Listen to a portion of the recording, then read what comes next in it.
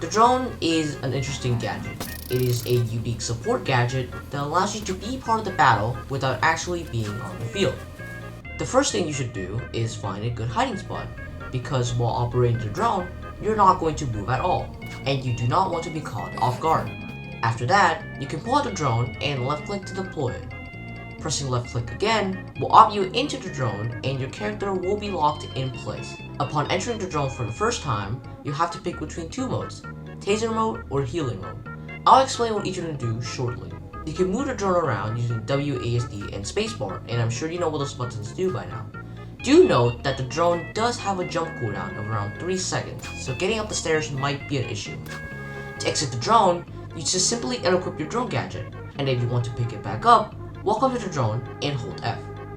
You may notice that the drone has two abilities. Holding left click will scan the area of enemies and teammates, although it will only scan a player's torso. If a drone scans an enemy, they'll have a red mark on them that all teammates can see through walls. Any teammates or unrevealed enemies will be marked with a gray circle that only you can see. If you manage to find and scan a dropped gun, it will be marked across the map for everyone, and an announcement will also appear in chat. If the drone is not being controlled, it will enter patrol scan mode, where any enemy that walks by the drone will be scanned automatically, but the mark will last much shorter than regular scanning. The second ability is your drone's charge, and this varies depending on which mode you picked upon opening the drone. Taser mode will deal 15 damage and stun someone for a short amount of time, and it can also release grab survivors similar to a baseball bat. Healing mode, however, will simply heal 20 HP for each charge. Both modes will have two initial charges that you can use by pressing right click, and once you use both charges, the drone will start to regenerate another one and then capping it at one charge at a time. For example, you use both of your healing charges and healed 40 health, but over time the drone will regenerate a third charge which can heal for another 20 health, but then it can no longer get a fourth charge until that third charge is used. Now with the main stuff out of the way, let's talk strategy and the drone's role in a regular game.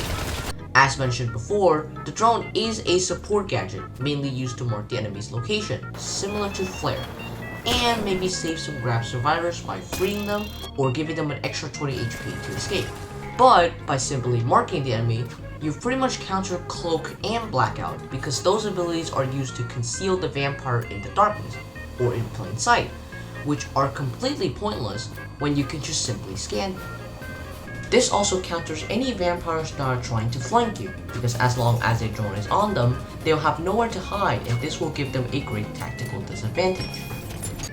Do keep in mind that the drone is incredibly fragile and will break if the vampire manages to swing once at it. Of course, not everything is the same when you're the vampire, because scanning the enemy isn't as important when you're trying to kill them yourself, but there are some uses that you can get out of it even when you're trying to kill everyone else.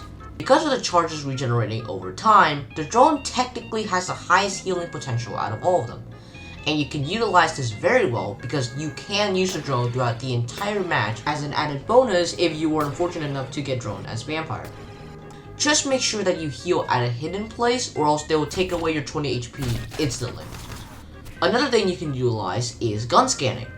The mark will be available to everyone, including you, the vampire. So when anyone tries to take the gun, you will know immediately, kind of like using night vision goggles. You can also combine this with the drone's patrol scan to know exactly where your enemy goes after they've picked up the gun. So that was my introduction of the drone. If you liked this video and would like to see more in the future, feel free to express your opinions down in the comments below whether you liked it or disliked it. If you prefer to read all this information in the text format, then you can check out the document that me and a couple people have made over 2 months ago that we couldn't find a way to advertise. Alright, see ya!